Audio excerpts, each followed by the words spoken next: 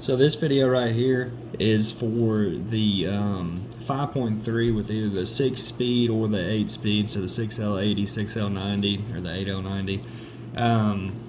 These trucks right here, if you're wanting to raise your rev limiter, so let's say you go in, you do a cam like we've done on this truck, so you're no longer, and you do DOD delete, so you're no longer shifting at 56, 5700 RPM, you're going to raise that up to match your cam, so you're going to bump it up 63, 64. You don't just raise your max RPM up in the engine. You actually have to go into the TCM and go in and raise the rev limiter there too. So you come in and there's so many different parameters that you have to change for these trucks. It's kind of ridiculous. But the max RPM for your trans has to get raised up, and then you have to go to your shift scheduling and your full throttle shift speed, and then your full throttle shift RPM. You have to raise that up to whatever you're wanting it to be as well. And the thing about these two is GM on these trucks, your speed is always gonna take over. It's gonna be number one over what the RPM is. So like I was saying, the shift speed normally is gonna be what GM on these vehicles is going to use to actually control the shifting. There's a bunch of different parameters that go into it, but just to keep it simple, your shift speed is mainly it's the main driver. So to get your calculation right as far as your gear ratios go, you definitely don't want to be doing anything that's, you don't want to guess. So the BlueCat has a really cool tool. There's a couple guys that go in and update this thing every once in a while, but you have your transmission selection up here, so we're obviously an 8L90. Verify that your gear ratios are correct, and this is just generic. Like as soon as you open up BlueCat, it's gonna open it up this way. So there's a bunch of different settings that you can go in and do. You can change your max RPM right here, and that's your max RPM for what you're wanting to be your red line.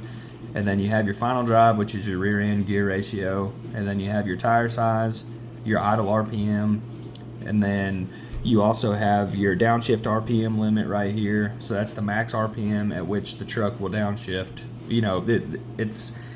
These calculators are never going to be 100%, but this is a really good tool to get you in the ballpark. I will do a video on this, on how exactly to set it up, and that way you can get your transmission in the ballpark. Let's say you just changed tire size, or you lifted your truck, you lowered your truck, or you're putting this transmission in a new build. I'll have a video coming up on how to get this set up so you can at least get your truck running and driving, and then you can tweak it from there. But you can change stall speed. These settings right here are pretty cool. This is the minimum gear that you'd like the torque converter to lock. So normally what I do, like on these 8L90s, I'll put the minimum gear to third.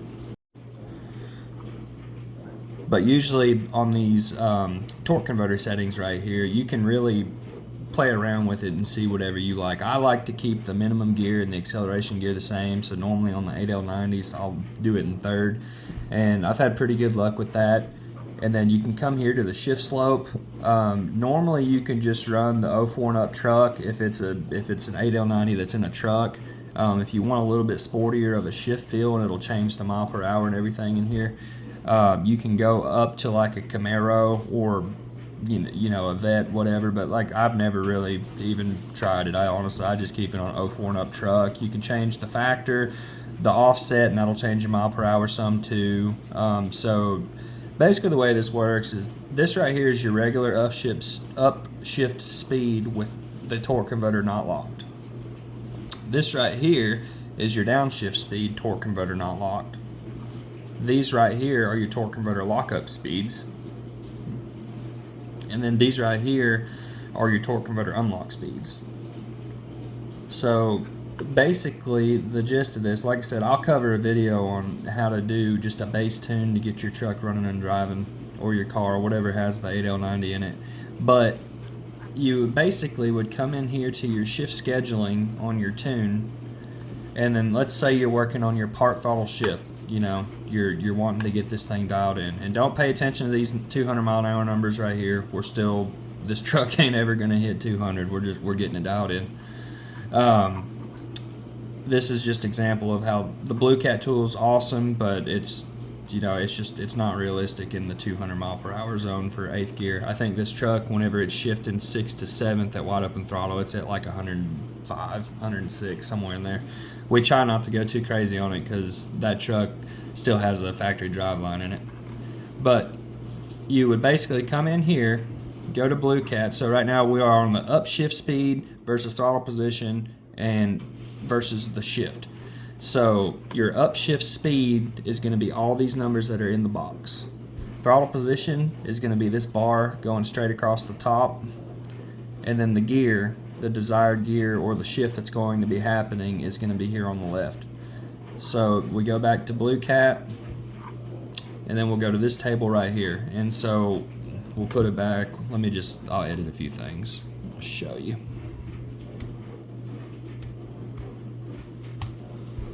Change that, and then this truck right now has 342s. We will be changing that over to, I think he wants to go to 410s, which that will be fun. And then I believe this truck idles at, so we'll just say 700. I'm not gonna mess with this. And then it's got a 3200 stall. Now on your stall speed, because there's so much variance in the stall, you know, you could have a 3000 stall converter behind a big block or a car that's making 600 horsepower, and it's going to stall a lot higher than what it's going to stall behind a little 5.3.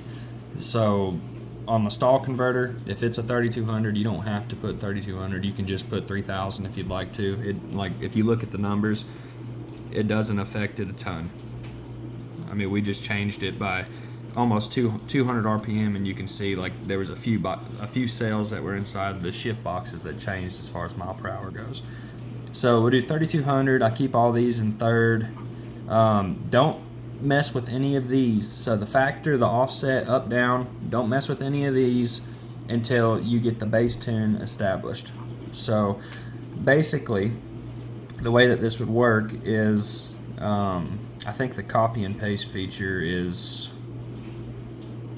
it's kind of hard to use sometimes, but highlight the box, you go copy, and then come over here to your tune, and then highlight the whole thing, and then do paste. And then as you can see, let me see if I can get them pulled up side by side here. As you can see, the speeds are the exact same. So from first to second is 10 miles an hour, so the same right here. And then from second to third is 14 miles an hour, and that's the one right there. Oh, whoops. You know, and then third to fourth, 25. So, and so on and so on. And then the cool thing about this tool is you can really go in and fine tune and adjust the way you want your vehicle to feel. So, you know, no two trucks are the same as far as builds go, and then people like different shift feels. Some people like a heavier throttle for downshift, some people like a lighter throttle. Me personally, I'm a light throttle person, so whenever I tune for people, I generally tend to tune more on the light side. So as soon as they start to lean into the throttle, the truck or the car will start to downshift, and it makes it feel more sporty that way too. And then I also like to get these converters locked up, you know, no later than third gear on these 8L90s, especially if it's a factory converter. But I will be posting a video on how to establish a base tune and just get the vehicle up and rolling to where it'll run and drive, not like complete garbage.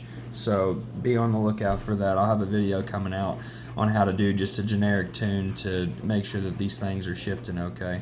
But yeah, thanks for watching.